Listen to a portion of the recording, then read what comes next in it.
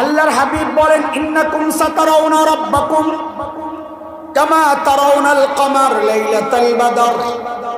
পূর্ণিমার রাতে পূর্ণিমার চাঁদকে তোমরা যেভাবে স্পষ্ট দেখতে পাও, জান্নাতেও আল্লাহকে সবাই ওইরকম স্পষ্ট দেখতে পাবে।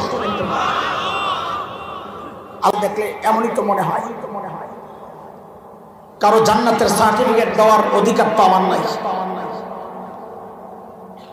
ধরে নিলাম তিনি জান্নাতি, বুঝানোর জন্য বলছি। এখন তিনি তো আল্লাহকে জান্নাতে দেখবেন, তাই না? একটু জোরে বলেন না, দেখবেন না? দেখবেন না? আচ্ছা, আমাকে একটু জবাব দেন তো, আল্লাহকে জান্নাতে যিনি দেখবেন তিনি কি এই মানুষটাই না আরেকজন? জোরে কর। এই মানুষটাই। কেন? আমল করছে তিনি, ভোগ করবে আরেকজন।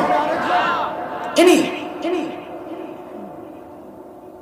তো এই মানুষটাই জান্নাতে আল্লাহকে দেখবেন, অথচ এই মানুষটা সম্পর্কে আল্লাহ দুনিয়ায় বলতেছেন লা তুদরিকুল আবসার, দুনিয়ায় আল্লাহরে কেউ দেখতে পারবে না, এটা সম্ভব না।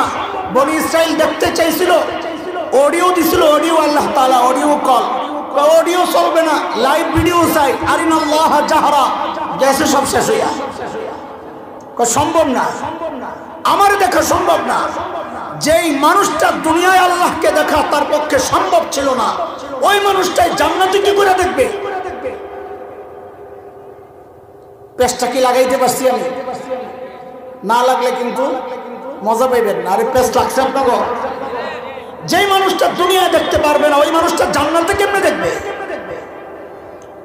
সরল জবাব, কিন্তু এই জবাবই কথা শেষ না, মনোযোগ ধরে রেখে। জান্নাতে আল্লাহ তাআলা তাকে ওই রকম চোখ দিবেন যে চোখ আল্লাহকে দেখার শক্তি রাখবে। মনোযোগ ধরেন, হারায়েন না। বলে ওই চোখ জান্নাতে কেন দিবেন? কারণ জান্নাতে বান্দা ঢুকবে যার বের হবে না। অনন্তকাল জান্নাতের নেয়ামত ভোগ করার জন্য ওই রকম শক্তিশালী শরীর তো দরকার। যদি দুনিয়ার মতো দুর্বল শরীর হয় তো 100 বছর ভোগ করার পর তো মরে যাবো। ওই জন্য আল্লাহ জান্নাতে এমন শরীর দিবেন যেই শরীর দিয়া অনন্তকাল জান্নাতের নেয়ামত ভোগ করতে পারে। ওই শরীরের চোখ দিয়া আল্লাহরে জান্নাতে দেখা সম্ভব। মনোযোগ হারায়েন না। বলে তাইলে হুজুর ওই শরীরটা দুনিয়ায় দিলে কি সমস্যা আছে? আরে ভেজাল কি লাগাইতে পারতেছি আমি? যত ভেজাল লাগবে ততই সামনের কথা বোঝানো সহজ হবে। আল্লাহ ওই শরীর দুনিয়ায় কেন দিলেন না? তাহলে আমরা দুনিয়ায় হাজার হাজার বছর বাঁচতাম। তো কেন দিলেন না বুঝেন। সামনে দুইটা গাঠি আপনার সামনে, একটার কেজি 20, একটার কেজি 1। দুইজনকে ডাক দিয়েছেন গাঠটি দেওয়ার লেগে, দুইজন আইতো, তো দুইজন আইসে দৌড়াইয়া। একজনের বয়স 20, আরেকজনের বয়স 6। এখন কোন 20 কেজিটা কার মাথায় দিবেন? 1 কেজিটা কার মাথায় দিবেন? নাকি 6 বছরওয়ালার মাথায় 20 কেজিটা ঢুকাই দিবেন? কেন? সামর্থ্যের ব্যাপার। ওই 20 বছরওয়ালা 6 বছরওয়ালা 20 কেজি উঠাইতে পারবে না। আল্লাহ যদি দুনিয়ায় আমাদেরকে ওই রকম শক্তিশালী শরীর দিতেন তো আল্লাহ গাঠটিও ওই রকম দিতেন যে তোরা আমলও এত করো না। দিলাম দুর্বল, কোন রকম একটু আমল করে আয়া কর। গাঠটি ছোট, গাঠটি ছোট দেওয়ার জন্য শক্তিও দিচ্ছেন। এই অল্প আমল দিয়ে অনন্তকাল ভোগ করবো কেমনে? বলে সূরত 2টা দিছেন, আমল কম, ভোগ করবো অনেক। সূরত কয়টা? 1 সূরত। আল্লাহ বলেন তোরে কিছু উপলক্ষ দিয়া দেব, গ্যাপ আর ঘাটতি গুলা কাভার করে লইস। যেমন বলে দিয়া দিব রোজার মাস, ফরজ করবি 1টা, লেখা দিব 70টা। দিয়া দিব লাইলাতুল কদর, আমল করবি 1 রাত, আমি আমল নামায় লেখা দেব আমার চাওয়া অনুযায়ী কমপক্ষে 1000 মাস। 1000 মাসের চেয়ে উত্তম 1000 মাস না, নাউজুবিল্লাহ, আমি অর্থ ভুল করছি, 1000 মাসের চেয়েও বেশি। এখন অর্থ আপনারা কোন কত এটা? 2-4 জন কয়ালান না 83 বছর 4 মাস হিসাব করেন তো আপনারা, আমরা জানি। এই হিসাব করছেন তো ঠকছেন। 83 বছর 4 মাস হিসাব করছেন তো ঠকছেন। কেন কেন কেন কেন বুঝেন? রাস্তায় এক ফকিরের সাথে দেখা, আপনার দেখে কয় ভাতিজা কালকে একটু দেখা করো, তোমারে অনেক দেব। তা আপনি মনে মনে হাসবেন, বেটা নিজে ভিক্ষা করে খায়, আমারে বলে অনেক দিব। তার মানে ফকিরের অনেক কথা কয় না, ফকিরের অনেক। আপনার মেয়র সাহেব ডাক দিয়া কয় ভাতিজা কালকে দেখা করো, তোমারে অনেক দেব। এইবারও কি হাসবেন না, একটু আশাবাদী হবেন? কেন? ব্যক্তির ওজন বাড়ছে তো অনেকেরও ওজন বাড়ছে। একই কথা যদি মাননীয় প্রধানমন্ত্রী ডাক দিয়া বলে কালকে দেখা করিস, তোরে অনেক দিয়ে দেব, আশা কর আমার মেয়র ভাই থেকে যা পাইবেন ওই আশা করবেন না আর একটু বেশি। কেন? ব্যক্তির ওজন বাড়তেছে তো অনেকেরও অনেক বাড়তেছে। আল্লাহ বলতেছেন 1000 মাসের চেয়ে অনেক দামি। বলে অনেক কত? বলে আল্লাহ বড় যত। তুমি নির্দিষ্ট করে ঢগো কেন? আল্লাহ কয় তোরে বাইতুল্লাহ দিয়া দিলাম, সেজদা দিবি একটা, আমল নামায় উঠায়া দিব 1 লক্ষ। কত? আজ যদি রমজান মাসে দেশ তো উঠায় দেব 70 লক্ষ। আল্লাহু আকবার। ছায়া তো কম, ভোগ করবো অনেক নিয়ামত, কবর তো করা লাগবে। এরপর যদি বান্দা কবর করতে না পারস, করলেও তুই যে পাবি নিশ্চিত না। আসলটা রয়ে গেছে। বলে কি সেটা? কয় আমার দয়া, আমি রহমান, আমি কবর করে দেব, তুই আমারে বিশ্বাস রাখিস আমি যে রহমান। রহমানের কাজে এটা, কাজ কম মজুরি বেশি। বলেন বলেন বলেন বলেন, কাজ কম। আমি 2টা উদাহরণ দিয়ে বুঝাই তো বুঝবেন। হযরত আইয়ুব আলাইহিস সালামের নাম শুনছেন? কি ছিলেন? মাশাআল্লাহ, বড় সুখী মানুষ ছিলেন, অনেক সম্পদ ছিল, বাগান বাগ বাগিচা, কি আয়েশ আরাম, আয়েশ তো আরামের জন্য। কিন্তু ওনার একটা বিশেষ গুণ ছিল, জাকের বান্দা ছিলেন, খালি জিকির করতেন। আমাদের আকাবিররা যে নবীর ওয়ারিস হযরত হাফিজ হুজুর রহমাতুল্লাহি আলাইহি টয়লেট থেকে বের হইছে, খাদেম দেখেছে জিহ্বা দিয়া মুখ থেকে তাজা টাটকা রক্ত পড়তেছে, ডরে গেছে। কিছু হযরত কোন কিছু ডরে গেছে, ভিতরে কোনো সমস্যা কিনা। খুব পিড়াপিড়ি যখন করা শুরু করছে, কেন রক্ত দেখি দেখান, পর দেখে জিহ্বা কাটা। কেমনে কাটছে? কই গেছি, ও খালি লড়ে, আল্লাহ আল্লাহ করে। আমি কই আমি টয়লেটে, করিস না, শোনে না, খালি আল্লাহ আল্লাহ, অভ্যাস হয়ে গেছে। দাঁত দিয়ে কামড়ে ধরছে, তুই কথা শুনবি না, কামড়ে ধরছে, কেটে গেছে। হযরত আইয়ুব আলাইহিস সালাম ছিলেন জিহ্বা লড়তো, খালি জিকির জিকির। শয়তান লাগাইছে খোসা। আল্লাহ মোল্লাই তো আরামে থায় খায়, এই জন্য এত জিকির করে, কষ্ট করে দেহ আপনারে ভুলে দেব। আল্লাহ জানে না নবুয়ত কারে দিছেন? আল্লাহ বলেন আল্লাহু আ'লামু হাইসু ইয়াজালু রিসালাতাহ, রিসালাত কারে দিছে আমি ভালো জানি। আল্লাহু ইয়াসতাফি মিনাল মালাইকাতি রাসূলান ওয়া মিনান নাস, জিন এবং মানুষের মধ্যে রাসূল আমি নির্বাচন করেছি, এটা ভোট করে পাস করা যায় না। আমি নির্বাচন করেছি। নির্বাচন কার? আল্লাহ বুঝি এমন কাউরে রাসূল নির্বাচন করছেন যে কষ্ট পড়লে আল্লাহরে ভুলে যাব। আল্লাহ কয় আমার বান্দায় কষ্ট থাকলেও আমারে ভুলবো না। তো শয়তানকে দেই দেই, তা আল্লাহ হযরত আইয়ুব আলাইহিস সালামের বাগানের নিচের পানিরে হুকুম করছেন, পানি তুই সরে যা। পানি সরে গেছে, মুহূর্তের মধ্যে বাগান শুকায় শেষ।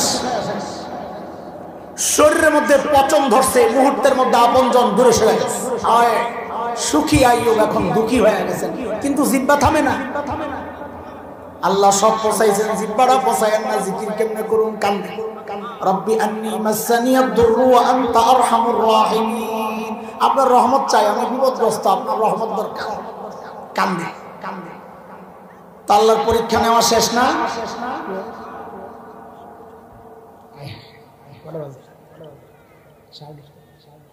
ঠিক আছে, ঠিক আছে, মাশাআল্লাহ। এই না ভালো মানুষ, বাগান ব্যবস্থা করছে। এখন পরীক্ষা নেওয়া শেষ তো, তাড়াতাড়ি আমাদের ছুটি দেন, পরীক্ষা নেওয়া শেষ তো। এখন ফেরত জানিয়েছিলেন নিয়ামত, ওগুলো আবার দেওয়ার পালা। এই দেওয়ার ক্ষেত্রে আল্লাহ কি বলতেছেন খেয়াল করেন আমার দোস্ত আহবাবরা, উলামায়ে কেরাম। আল্লাহ বলেন, ওয়া ওয়াহাবনা লাহু আহলাহ ওয়া মিসলাহুম মাআহুম রাহমাতাম মিন্না। আমি আইয়ুবকে তার পরিবার স্বজন যা আছে ফেরত দিছি, অমিসলাহুম মাআহুম, সাথে ডাবল কি দিছি? কই নিছেন যা দিবেন তা, ডাবল কেন দিলেন? আল্লাহ সাথে সাথে বলতেছেন রহমাতাম মিন্না, এটা আমার রহমত, রহমতের কাজে এটা পাইবা যা দিব বেশি, আমল করবা কম দিব বেশি। সূরা আম্বিয়া ফুরকান 70 নম্বর আয়াত আল্লাহ বলেন, ইল্লা মান তাবা ওয়া আমানা ওয়া আমিলা আমালান সালিহা ফাউলাইক ইউবাদদিলুল্লাহু সাইয়্যাতিহিম হাসানাত ওয়া কানা আল্লাহু গফুরার রহিমা। আল্লাহ বলেন পাক্কা দিলে যে তওবা করবে আর নেক আমল চালু করে দিবে, আমি তার গুনাহ গলে সরাইয়া যে কয়টা গুনাহ ছিল ওই কয়টা নেকি তার আমল নামায় ঢুকায়া দিব। এই খেয়াল করে, তওবা করছে গুনাহ মাফ, নেকি তো করে নাই, নেকি আইলো কোথা থেকে? প্রশ্ন জাগে না জাগে না? আরে তওবা করছে গুনাহ সরছে, কিন্তু ওই পরিমাণ নেকি ঢুকলো কেন? নেকি তো করে নাই। আল্লাহ কই তুই খালি চিনছস আমি গফফার, আমি খালি গাফফার না রে। ওয়া কানা আল্লাহু গফুরার রহিমা, আমি আল্লাহ গফুর, আমি আল্লাহ রহিম। গফুর দিয়া মাফ করছি, রহিম দিয়া বোনাস দিছি। আমল যদি কবর না করে, কবুল যদি না হয়, হতাশ হয়েন না। আল্লাহ তোমার রহমত তো আছে, তোমার রহমত তো আছে। বলতেছিলাম ওই কিছু উপলক্ষ আল্লাহ মাঝে মধ্যে আমাদেরকে দিয়ে দেন, যেন আমলের পুঁজি আরেকটু সমৃদ্ধ করতে পারি। অল্প সময়ে এত আমল কেমনে করব? আল্লাহকে দিলাম রোজা, যা দিলাম রোজা মাস, আমল কর বাড়াইয়া দেব, আমল কর বাড়াইয়া দেব। আমি আসি না, করবি কম দেব বেশি, কারণ আমি রহমান। আমি কি রমজান মাস আসছে, এই এতক্ষণ কথা কইলাম, এতটুকু কথা বোঝানোর জন্য এটা একটা সুবর্ণ সুযোগ পিছনের ঘাটতি কমানোর জন্য, পিছনের ঘাটতি পোষায় নেওয়ার জন্য, পেছনের ভুলগুলো ক্ষমা করায় নেওয়ার জন্য একটা সুবর্ণ সুযোগ। দুইটা বিষয়, একটা হচ্ছে রমজান মাস আর একটা হচ্ছে রোজা। খেয়াল করেন কয় বিষয়? একটা রোজা আর একটা হচ্ছে যখন মাসের প্রসঙ্গ আসছে তখন আল্লাহ কোরআনের কথা বলছে, শাহরু রমাদানাল্লাযী উনজিলা ফীহিল কুরআন। মাসের প্রসঙ্গ আসছে তো কইছেন কোরআনের কথা। আর যখন রোজার প্রসঙ্গ আসছে তো আল্লাহ বলেন লাআল্লাকুম তাত্তাকুন, তোমরা যেন মুত্তাকি হয়ে যাও। আমি রোজা কেন ফরজ করছি? যেন মুত্তাকি হয়ে যাও। আর মাস কেন? বলে মাসে আমি কোরআন নাযিল করছি, মুফাসসিরিনরা দুইটারে মিলাইছেন, কয় রমজানে সারা দিন রোজা, সারা রাত নামাজ তিলাওয়াত। রমজান মাস হচ্ছে কোরআন নাজিলের মাস, মানে যে কোরআনের মাধ্যমে আমরা ইবাদত জানি। রমজান মাস হচ্ছে ইবাদতের মাস। মানে কি? মানে হচ্ছে আল্লাহ আমাদেরকে বানাইছেন কি জন্য? এই ফিনিশিং দিতেছি, খেয়াল করেন, আল্লাহ বানাইছেন কি জন্য? তাইলে খান কি জন্য? ঘুমান কি জন্য? সব বন্ধ, ইবাদত করে। আল্লাহ দয়া করছেন, দয়া দয়া করছেন, দয়া, যে তুই সব করবি খালি আমার হুকুম মতো সুন্নত তরিকায়, এটারে আমি ইবাদত হিসাবে ধরে নেব। যা, তবে একটা মাস দিলাম অন্তত আসল উদ্দেশ্যের দিকে ফেরত আয়। অন্য মাসে ইবাদতের চেয়ে টাইম দেস বাহিরে বেশি। একটা মাস তো বান্দা এমন বানা যে বাহিরের চেয়ে ইবাদতের টাইম দেবে বেশি। আসল উদ্দেশ্যের দিকে ফেরত আয়। প্রতি বছর রমজান এসে আমাকে আপনাকে ওই ডাকটাই দেয়, একটা মাস অন্তত আসল উদ্দেশ্যের দিকে ফেরত আয়। আমি তোরে বানাইছি ইবাদতের জন্য, একটা মাসকে অন্তত ইবাদতের মাস তো বানা। এই জন্য মাসের প্রসঙ্গ আসছে তো আল্লাহ কোরআনের কথা বলেছেন। একটা মাসকে নিজের জিন্দেগি কোরআন দিয়া তো সাজা। রোজার উদ্দেশ্য তাকওয়া। তাকওয়া রোজা রাখলে কেমনে অর্জন হয় এটা বললেই শেষ করব ইনশাআল্লাহ। দেখেন, আমরা প্রায় একটা কথা আমি বলি, এটা অনেক বলি, খুব ভালো করে একটু মনোযোগ দেন। শেষ কথা, প্রত্যেকটা মানুষ গুনাহ করে যে তাকে দুইটা বিষয় উৎসাহিত করে গুনাহ করতে। কয় বিষয় বলেন? কয় বিষয়? এক হচ্ছে একাকিত্ব। একাকিত্ব, একা হইলেই দেখবেন গুনাহ করতে মনে চায়। ঠিক, এই একাকিত্বটাই মানুষকে গুনাহ করতে উৎসাহিত করে। আল্লাহ তাআলা মানুষের এই চিন্তার বিরুদ্ধে জবাব দিচ্ছেন, ওয়া হুয়া মাআকুম আইনামা কুনতুম। তুই একা না, একা না, তুই জেনে আসোস আমি আছি। দুই নাম্বার যা মানুষকে গুনাহ করতে উৎসাহিত করে সেটা হচ্ছে কেউ তো দেখে না। কি? কেউ তো দেখে না। আল্লাহ জবাব দিচ্ছেন, আলাম ইয়ালাম বিআন্নাল্লাহ ইয়ারা। ও জানে না আমি তাকায় আছি, দেখে না। মানে যে কোনো মানুষ গুনাহ ছাড়ার জন্য এই একটা ছোট্ট অনুভূতি যদি দিল আর দিমাগের মধ্যে ঢুকাইতে পারে। হযরত শুরুতে গুনাহ ছাড়ার কথা বলেছেন না? আমি বলেছি ওখান দিয়ে কথা শুরু করলাম, জায়গায় আসতে দেরি হবে, একটু ঘুরে আসতে দূর থেকে। কিন্তু এখন ফিনিশিং এর কথাগুলো বুঝেন তো, পিছনের যা বলছে সব বুঝে আসবে ইনশাআল্লাহ। এই অনুভূতিটা যদি দিল দিমাগের মধ্যে বসানো যায়, আমারে কে দেখতেছে?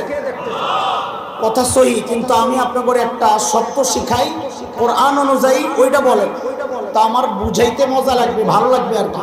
আয়াত মিলা যাবে শব্দ। বলেন, রব্বে করিম দেখতেছে। বলেন, কে দেখতেছেন? সবাই বলেন, কে দেখতেছেন? আর ডাকতেছেন। আমি আপনি যখন গুনাহ করি তো আমাদের সবাইকে কে দেখতেছেন? আর কি করতে থাকেন? ডাকতে থাকেন। বলেন, কে দেখতে থাকেন আর কি করতে থাকেন? এটা আমার কথা না, কোরআনের সূরা ইনফিতারে আসছে। বান্দা যখন গুনাহ করে তো আল্লাহ পেছন থেকে ডাকতে থাকেন। কি বলে? ইয়া আইয়ুহাল ইনসান মা গাররাকা বিরাব্বিকাল কারীম। ও মানুষ, ওই করিম রবের ব্যাপারে তোমারে কে ধোকায় ফেললো? কার কাছ থেকে কি পায়া তুমি করিম রব ভুলা গেল? দেখেন, এই ডাক্তার ওজন কত এটা আমরা বুঝতে পারছি না, কারণ শব্দের অর্থ জানা নাই। একটা শব্দের অর্থ বুঝেন তো ডাক্তার ওজন বুঝবেন। সেই শব্দটা হচ্ছে যেটা আপনাদের শিখাইছি নতুন, করিম। কি বলেন? শব্দ কি? করিম। করিম কাকে বলে বুঝলেই বুঝবেন ডাক্তার ওজন কত।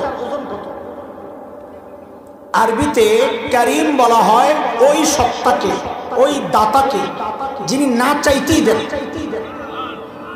না চাইতে এবার বলেন তো এই চোখটা চায়া পাইছি না না চাই, কানটা, জিহ্বাটা, আচ্ছা এত এত জিজ্ঞেস করতে পারবো না, একবারে বলে ফেলেন তো গোটা শরীরে কোন অঙ্গটা চায়া পাইছি? সব না চায়া। যেই সত্তা না চাইতেই দেন তাকে আরবিতে কি বলে? সবাই বলেন। এই যে আওয়াজটা, ওজনটা এখনো বুঝেন নাই।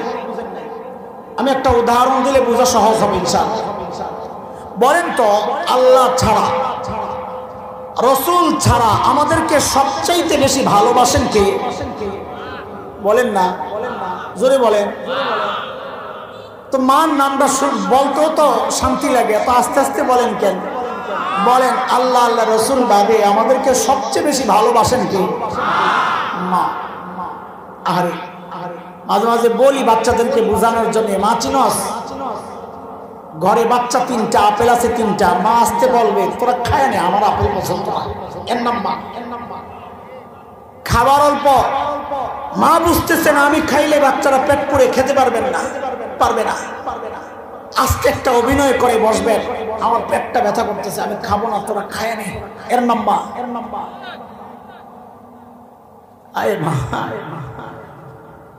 বয়ান শেষে যখন বাসায় ফিরতাম রাত 2টা 3টা 4টা, বাইরে থেকে দরজা খুলে যখন ভেতরে ঢুকতাম তো যায় দেখতাম কি বউ ঘুমাইতেছে, বাচ্চারা ঘুমাইতেছে, শুধু একজন মানুষ সজাগ, মা। আমার বাসা 9 তলায়, গলি লম্বা, এরপরে বাসা। ওই গলি মাথা থেকেই আমার বাসা দেখা যায়। গাড়ি ঢুকলেই জানালার কাছে মাথা নিয়ে আসতাম, কেন দিল ডাকতো কেউ একজন জানালার কাছে দাঁড়ায় রয়েছে। তো ঘরে ঢুইকা কি দেখতাম, সব ঘুমায়, একজন মানুষ সজাগ, কখনো ওই জানালার কাছে, কখনো সেজদায়, কখনো দোয়ায়, কখনো অস্থির পায়চারি করতেছে ঘরের মধ্যে, তসবিহ একটা হাতে, খালি হাঁটে। তো মাঝে মধ্যে যাই এই জড়াইয়া ধরতাম, মা ঘুমান না, ঘুমান না। তো কি বলতেন? বাবারে বাহিরে যতক্ষণ থাকো ঘুম তো আমার আসে না রে বাবা। এর নাম তো মা। এর নাম কি? আমাকে খুব সূক্ষ্ম কথা একটু জবাব দেন। এই যে মার কলিজায় এত দরদ, মমতার মায়া, কারণটা কি? মা আমার চোখ বানাইছেন সেই জন্য, হাত পাও বানাইছেন। আচ্ছা একবারে বলে ফেলেন কি বানাইছেন, জোরে কন, আরো জোরে। কিছুই না, অল্প কয়েকদিন ভাড়াটিয়ার মতো পেটে ধারণ করেছে, হওয়ার পরে লালন করেছে, তাতেই মার কলিজায় এত মায়া। মা কিচ্ছু বানান নাই, মা কিচ্ছু বানান নাই, তাতেই মার কলিজায় এত মায়া। তাইলে যে আল্লাহ আমার চোখ বানাইছেন ওই আল্লাহর কত মায়া, যে আল্লাহ আমার কান বানাইছেন ওই আল্লাহর কত মায়া, যে আল্লাহ আমার হাত পাও বানাইছেন ওই আল্লাহর কত, যে আল্লাহ আমার এত এত নিয়ামত দিয়া বাঁচায় রাখছেন ওই আল্লাহর কত। ওই যখন আমি আপনি গুনাহ করি, মালিক ওই মায়া মাখানো ডাকটাই দিতে থাকেন, ইয়া আইয়ুহাল ইনসান মা গররাকা বিরাব্বিকাল কারীম। আরে মানুষ, ওই কারীম রবের ব্যাপারে তোরে কে ধোকায় ফেলছে? আরে কার কাছ থেকে কি পায়া আমি রবকে কারীমকে তুই ভুলে গেলি? যেই চোখ দিয়া তুই গুনাহ করতেছস, ওই চোখ দুনিয়ার কোন গায়ক গায়িকা, নায়ক নায়িকা দেয় নাই রে, আমি কারীম রব দিছি, মানে না চাইতেই তোরে দিছি। যেই কান দিয়া গান শুনতেছস, ওই কান দুনিয়ার কোন গায়ক গায়িকা দেয় নাই রে, আমি কারীম রব না চাইতেই তোরে দিছি। আমার দেওয়া এই নিয়ামত দিয়ে তুই আমার নাফরমানি করতেছস। ও দোস্ত, এই যে একটা অনুভূতি জাগানোর ব্যাপার, যে আমারে কে ডাকতেছে, কে ডাকতেছে, আর কি করতেছে, দেখতেছে না কি করতেছে? বলেন দেখতেছে না কি করতেছে? এই অনুভূতিটাই রোজার মাধ্যমে হাসিল হয়। কেমনে? দুনিয়ার এমন কোন মানুষ নাই যে রোজা রাখে আর গোপনে খায়। একটা নষ্ট মানুষ সমাজে সেও যদি রোজা রাখে অন্ধকার ঘরে যায় আসে খায় না। কেন? সে মনে করে আমারে কে দেখতেছে। এই অনুভূতিটাই আল্লাহ আনাইতে চাচ্ছেন রোজার মাধ্যমে। বান্দারে তুই এটাই প্র্যাকটিস কর, আমারে কে দেখতেছে, বলেন না আমারে কে দেখতেছে। এই অনুভূতিটা তোর মধ্যে যত বেশি জাগবে তত বেশি বান্দা গুনাহমুক্ত জীবন যাপন করবে। এটাই হচ্ছে রোজার উদ্দেশ্য। সারাক্ষণ যেন দিলের মধ্যে ওই অনুভূতিটা জাগে যে সারাক্ষণ আমাকে কে দেখতেছে আর কি করতেছে। আল্লাহ বলেন না, কি বলবেন বলেন, কি বলবেন? আচ্ছা, ছোট্ট একটা উদাহরণ দিয়ে আমি কথা শেষ করব। আমার ছোট্ট বাচ্চা করে দিয়ে আমি অনেক উদাহরণ বানাই, ঘরে যা দেখি মাথায় ঘুরে আমার। এই যে এটা ওটার লগে মিলতেছে। পিচ্চি পাশে বসে না বাবার লগে, জ্বালায় ছোটগুলা মাছ খাইতেছে, ছোট মাছ। তা আমি দেই না। ভালো করে বুঝেন এটা, আমি দেই না। কেন? কাটা কাটা। কারণ কি? মাছ ওর জন্য উপকারী না ক্ষতি? মাছ উপকারী না ক্ষতি? হালাল না হারাম? এই হালাল উপকারী মাছটা দিচ্ছি না, কারণ কি? কারণ কি? কাটা আটকে। খুব সূক্ষ্ম কথা, মনোযোগ। তা আমি নিজেও কাটা বাইসা বাইসা পাশে এক জায়গায় রেখা অসতর্ক খানা খাইতেছি। ওমা হঠাৎ করে তাকায় দেখি পিচ্ছি কি করতেছে, কাটা খায়। কি খায়? কি খায়? ওরা আমি মাছ দেই নাই কি জন্যে? যেন কাটা না লাগে। আরে হ্যাঁ বয়াবে কি করে? আমাদের রোজাগুলা যেন এমন না হয়। আল্লাহ হালাল জিনিস হারাম করছে।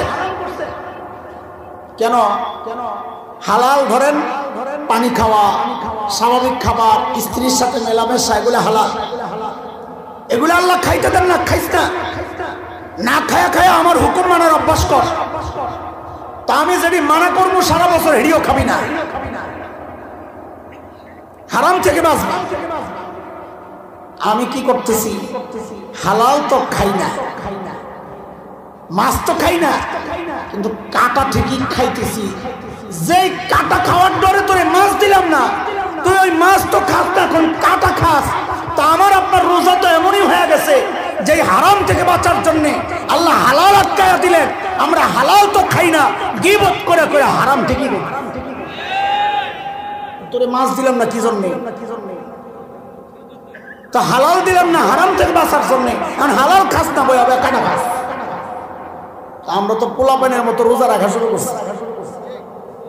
এই জন্য আল্লাহ তাআলা নবী বলেছেন, রব্বা সাইম লাইসা লাহু সিয়াম ইল্লাল জুআ। বহু রোজাদার এমন আছে, সে রোজা রাখে যে রোজার কোনো লাভ নাই, ক্ষুধার্ত থাকা ছাড়া আর কোনো লাভ নাই। না খায় রোজ কেন? আরে যে উদ্দেশ্যে রোজা, গুনাহ ছাড়ার অভ্যাস তৈরি করা, সে গুনাহই তো ছাড়তে পারে নাই। রোজা খালি না খায়া থাকার নাম না। মুখেরও রোজা আছে, হাতেরও রোজা আছে, চোখেরও রোজা আছে, কানেরও রোজা আছে। এই জন্য আল্লাহ রোজা ফরজের যে বিধান আসছে সেখানে আল্লাহ বলেন নাই ফরিজা আলাইকুমুস সিয়াম, আমি রোজা ফরজ করে দিছি। আল্লাহ বলেন কুতিবা আলাইকুমুস সিয়াম, রোজা লেখা দিছি। লেখা অনেক গুরুত্ব। এটা গোটা বডি রোজা রাখবে, সব কিছু হারাম থেকে বাঁচবে। যদি না পারে ওই রোজা রোজা না, খালি না খায়া রইল, ওটার কোনো দাম নাই। রোজা আসতেছে, দুইটা আমল আমাদের। শেষ কথা, এক নম্বর রুটিন তৈরি করেন। একটা মাস আমি ইবাদতের মাস হিসাবে কাটাবো, যে জন্য আল্লাহ আমার সৃষ্টি করছেন। মনে আসেনি কথা? একটা মাস আমি ইবাদতের মাস হিসাবে কাটাবো। বলে ইবাদতের মাস হিসাবে কেমনে কাটাবো? বলে ওই সাহাবীদের দাও। মুসলমান একটু খেয়াল, একটা ছোট্ট উদাহরণ দিই। ছোটবেলায় আমরা লেখাপড়া করছি, একটু একটু খেলাধুলাও করছি না, করি নাই? আরে ভাই আপনারা জি না বললে তো পোলাপন ছোট্ট যেগুলো আছে এগুলো আমার লয়ে হাসবে। খেলছেন না? জোরে কর। লেখাপড়াও করছি, একটু খেলছি। এখনকার বাচ্চারাও লেখাপড়া করে, খেলাধুলাও করে। তো এখনকার বাচ্চাদের সাথে আমাদের পার্থক্য কি? খুব সূক্ষ্ম পার্থক্য। আমরা করতাম লেখাপড়া, ফাঁক পাইলে একটু মাঝে মাঝে খেলতাম। আর এখনকার বাচ্চারা চায় সারাদিন মোবাইল টিপবে, খেলবে, এটা ওইটা, সারাদিন খেলা, ফাঁক পাইলে পড়বে। ঠিক সাহাবীদের সাথে আমাদের মৌলিক পার্থক্য ছিল এমন, সাহাবায়ে কেরাম দুনিয়ার কাজ করেছেন।